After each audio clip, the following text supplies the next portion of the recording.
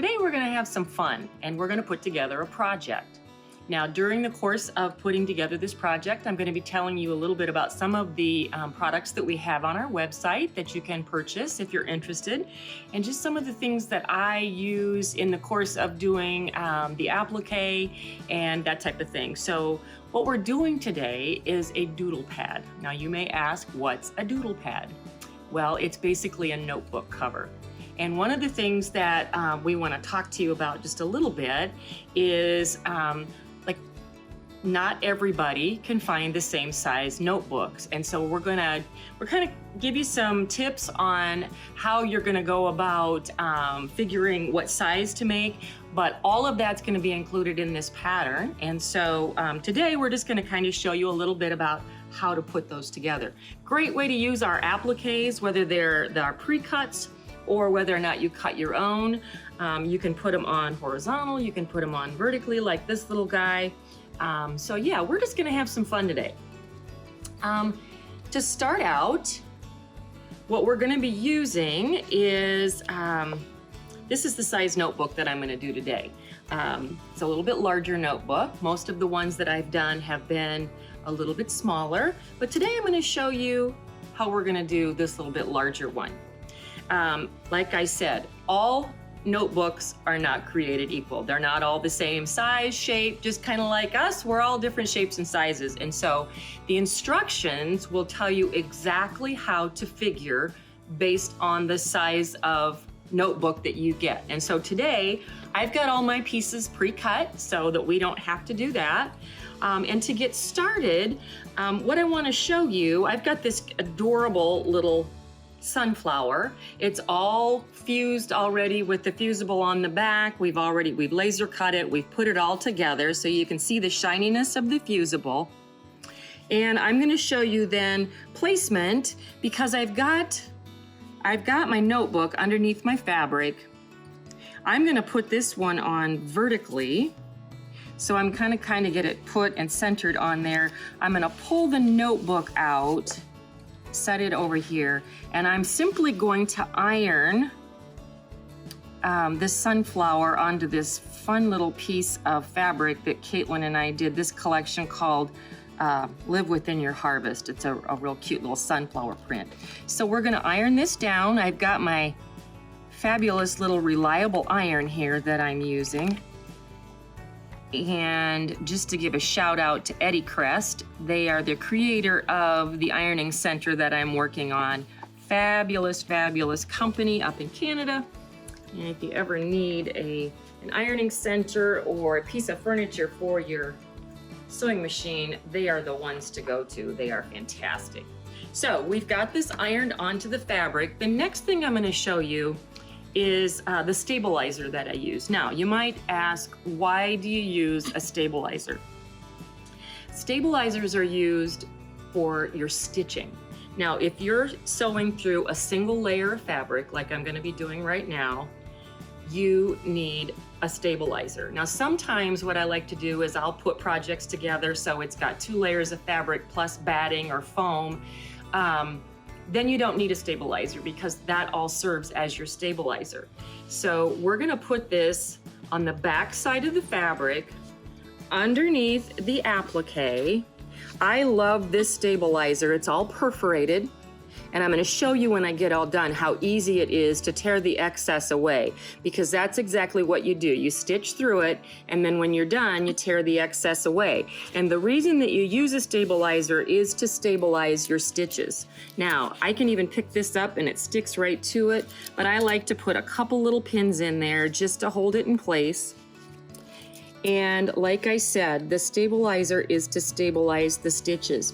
If you've ever stitched anything and you get a real wavy effect with your stitches, quite probably you didn't use a stabilizer, and you need that to stabilize those stitches. So what we're gonna do is we're gonna head over to the sewing machine. I'm gonna show you how I stitch out this little sunflower, and then we're gonna continue to put together this adorable little doodle pad.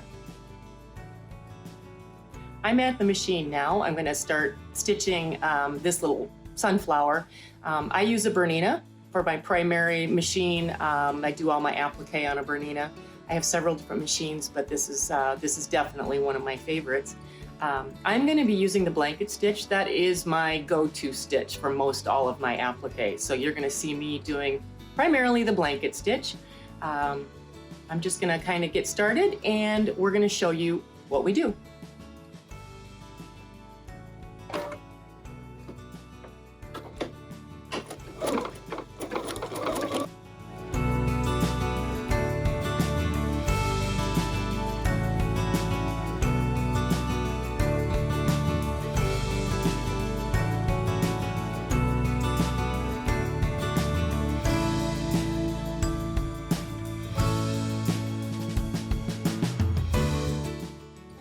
Now, when I get to the end like this, I mean, you can tie off your thread, whatever, but you know what?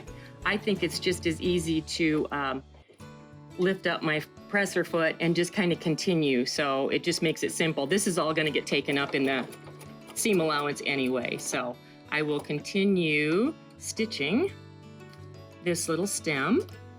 See how nice and flat my stitches are?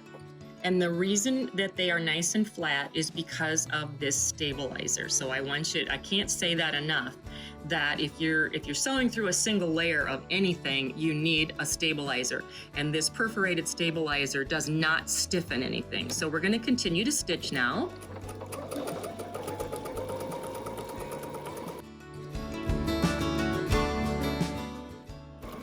I want you also to see that when I'm running this stitch, I am running just right next to the applique piece. So it just does a really nice edge then, and then it goes, the blanket stitch goes into the applique, which secures it onto the fabric real nicely then.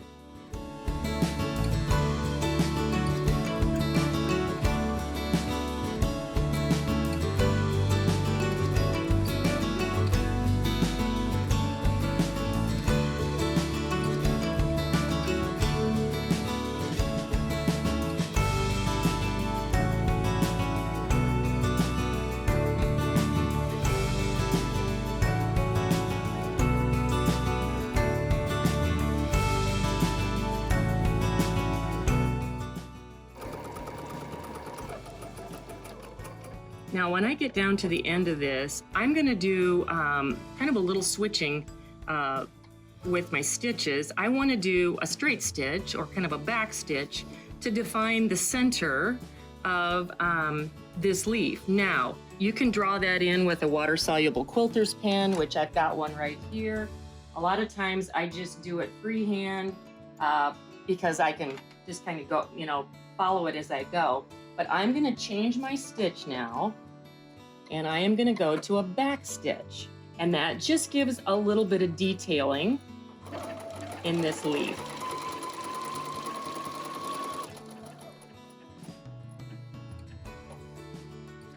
Now I'm going to go to the next leaf. And honestly, I can start with this back stitch because I've got the stitch in the machine. So I can start with the back stitch and then go to the blanket.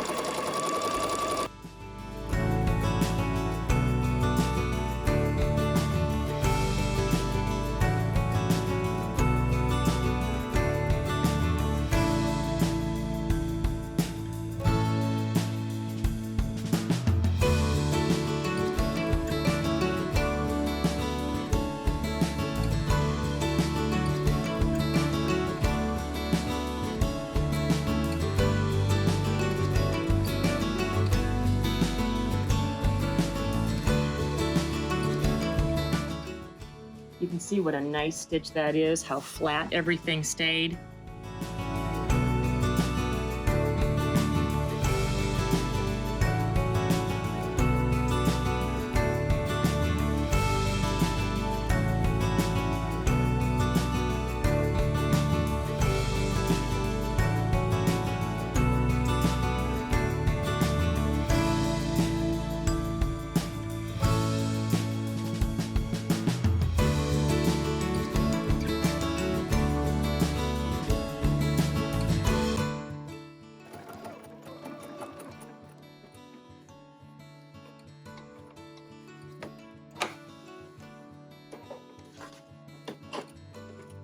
Now right here, I just want to show you kind of what I did. Instead of tying off the thread, what I did is I lifted my needle, brought up my presser foot, but didn't really disengage what was below so that I can start on that next petal without having to tie off those threads. So it's just kind of a little trick that I like to do that just makes it a little bit easier.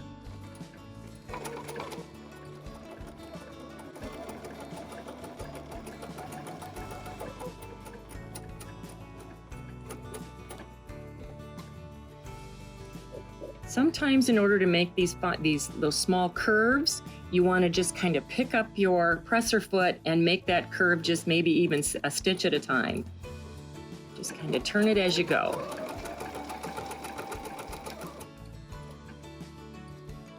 So lift the needle, disengage the presser foot, and then I just come up to this next, and you can trim all those threads later.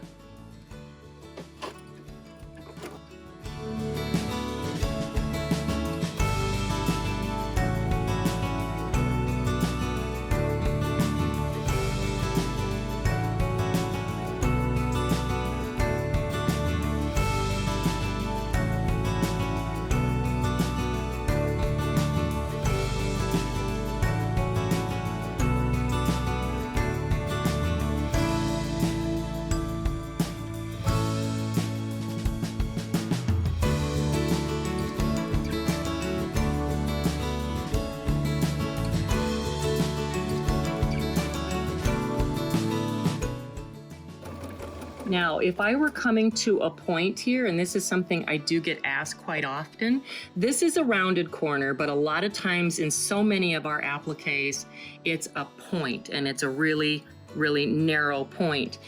What you can do in that case is you can either narrow your stitch. Right now, I'm using a 2.2 as far as the width of my blanket stitch. On some of those points, what you might want to do is bring it down to, say, a 2 point or a 1.9 and bring it right down to a very fine stitch. Bring it to the corner, bring it out of the corner with the same width, and then widen as you go. So I think I have a lot of people that ask me about how I do those fine points, and that's one of the things that I do. This one, like I say, is more of a rounded, so it's a little bit different. But you just kind of go around with it.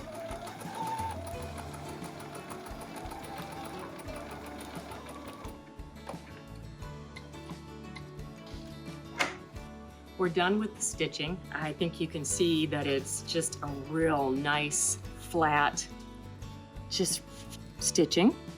Primarily, I just used the blanket and the back stitch. And now what I'm gonna do, I'm gonna take my pins out of my stabilizer, and I wanna show you how easy it is. This is what the back of it looks like. I want to show you how easy it is to tear this excess off. Now, you just have to tear the excess on the outside, not on the inside. That's not important to have to tear that off. It all comes right off. To see how easily that tears because it's perforated and it doesn't stiffen the project. But like I said, if you do want a stabilizer that's a little more firm or stiff, we do have that available too. Let me just get this all torn off. If you don't get all of it, don't worry about it. It's not gonna hurt by any means, but we're gonna get this completely torn off, and then we are ready to put the rest of the doodle pad together. Now I'm going to show you how I put the three pieces together. I'm going to sandwich the outer piece, the lining piece, so to speak, and the fusible foam, and it's awesome. If you've never used this product, it's something that I would highly recommend if making bags, the doodle pads, just all kinds of projects you can use that, and we do have it available. So I've got all my pieces cut. I've got my fusible foam cut. And I'm gonna put these pieces all together. Now, you wanna make sure that you have your edges lined up, and you have to have both sides on, because if you don't, you're gonna iron it to your ironing surface. So we're gonna put the back on, And we're gonna use pretty hot iron. Now, you can follow the instructions on the package. Here's actually a package of it that we have. It is from a company called Doodle, and it's a double-sided fusible. We also have the single-sided too, if you're interested in that.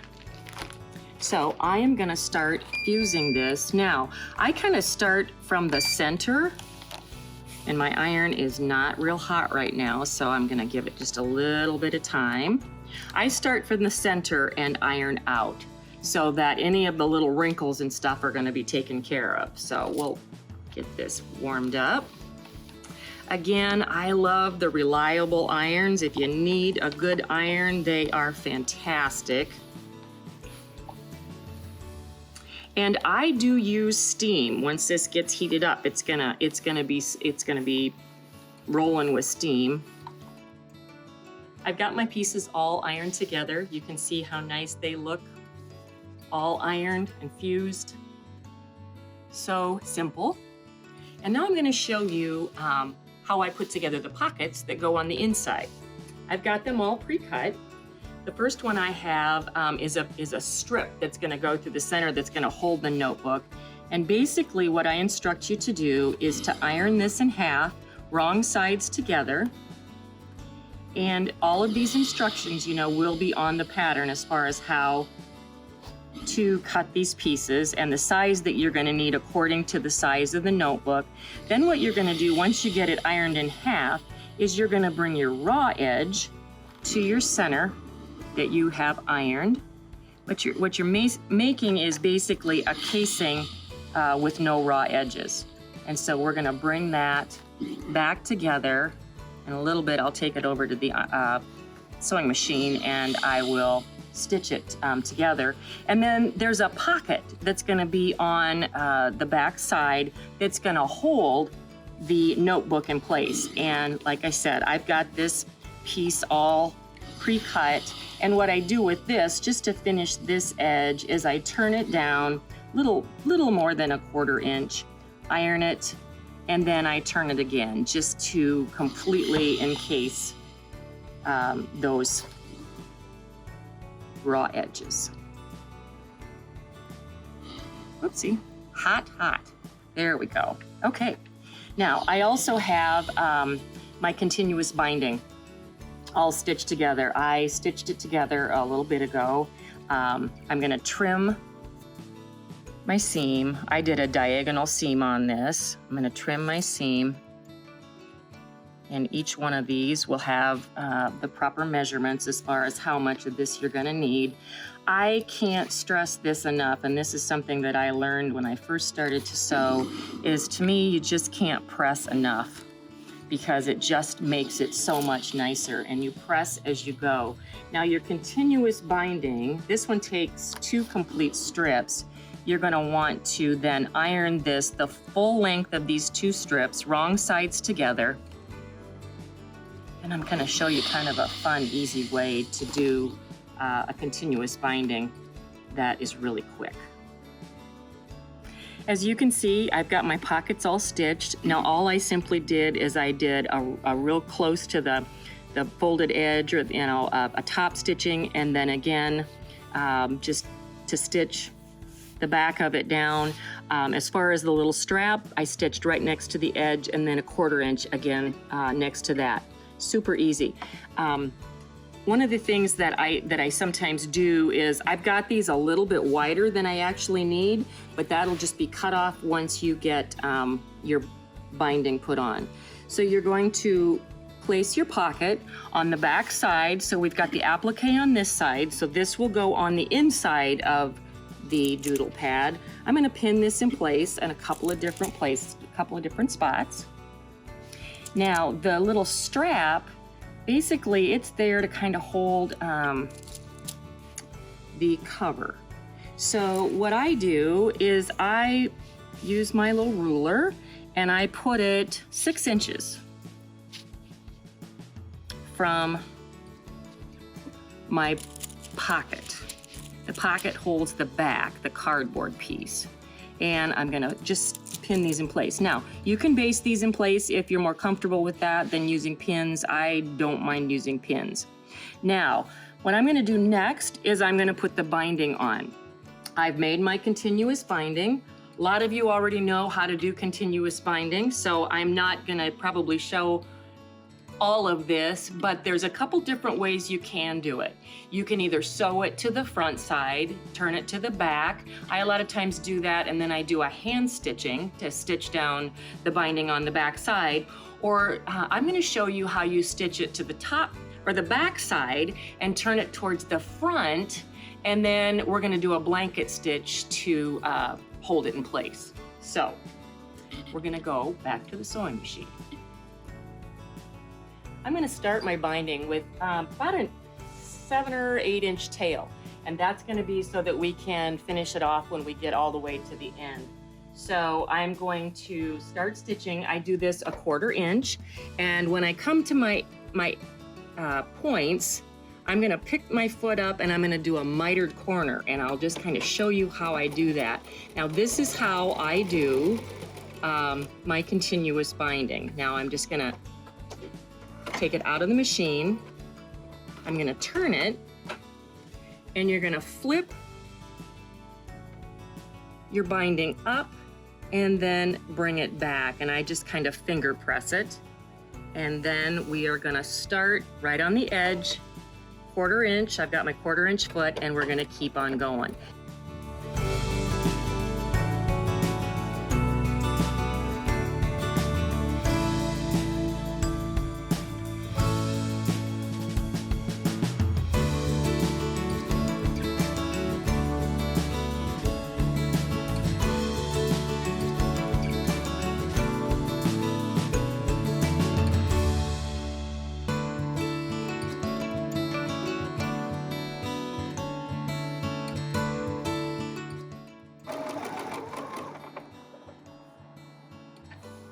Now, if you're more comfortable marking that a 1/4 inch from the end, you can put a little dot with your marker, but I've done so many bindings that I kind of know right where I'm at.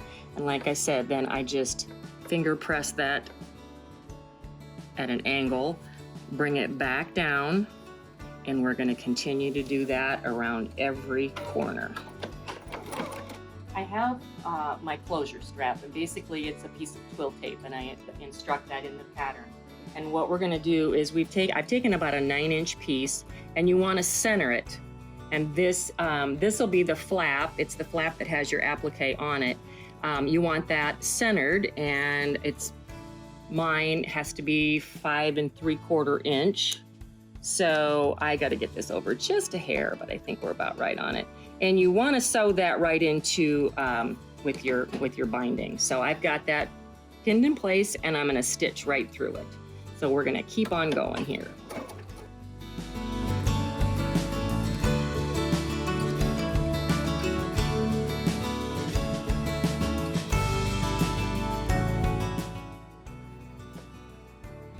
I'm on my last corner. I'm gonna start stitching it here a 1/4 inch, and then I'm actually going to only stitch a little ways, because you want to leave a tail, and then I'm going to show you at the ironing center how to finish this off.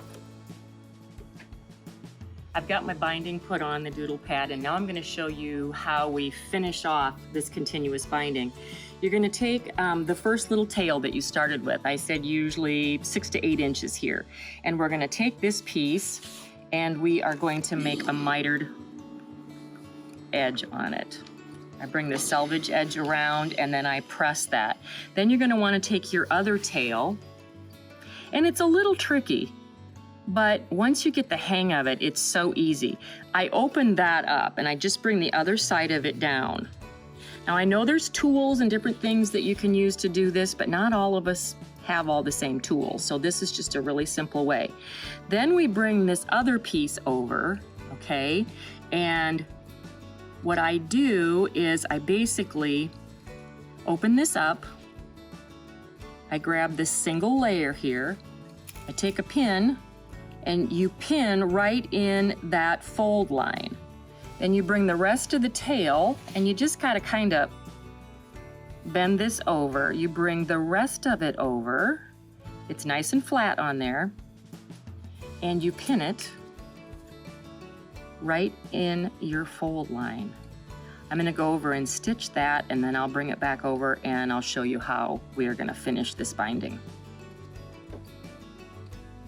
I'm gonna stitch this up, and it's just super easy because you can see where I have pressed that line in there. That's my diagonal line across here, and I am simply gonna stitch right along that line all the way through. I'm gonna get to the other side. I'm gonna back stitch it just a little bit to secure it.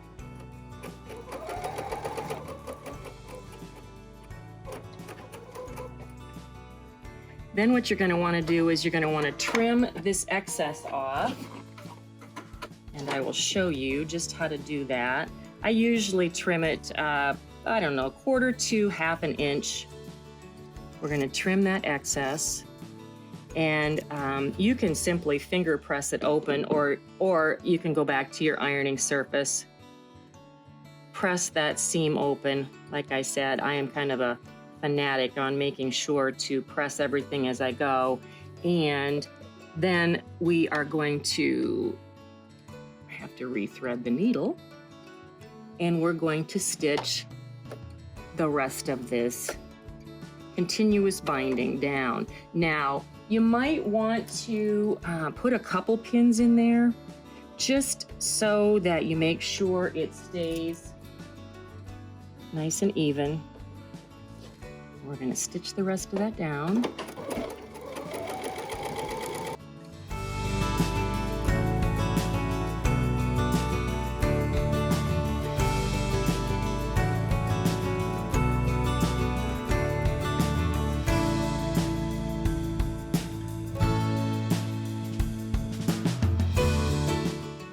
Okay, we've got our binding all on. We've finished the continuous binding. We've sewn it together on the end here. And now what I'm gonna do is I'm gonna press this. Get a real nice crisp press all the way along.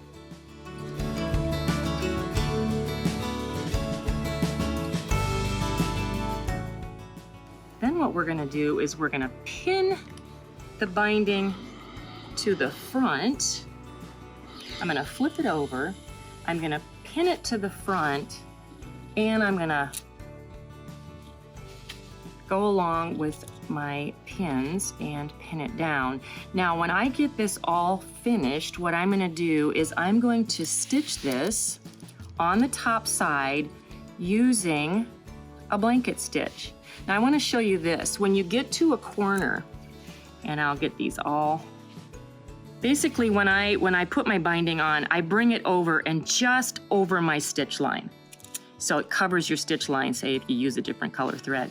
When you get to your corners, then you're gonna go all the way off the edge. I take my pin and I run it right back like that, pin it in, and I make a mitered corner. And I do that all the way around.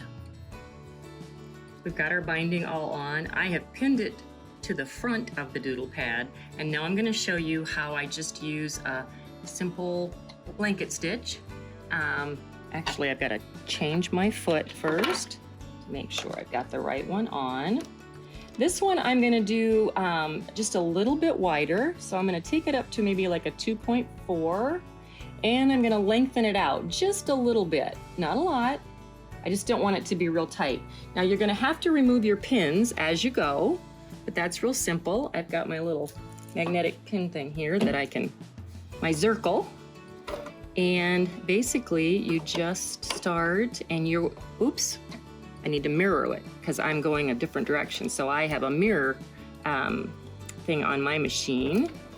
And again, when you stitch, you're gonna keep that straight stitch right along the edge of your binding. And then I'll show you here too, when you get to your corner, how you just bring it to the corner.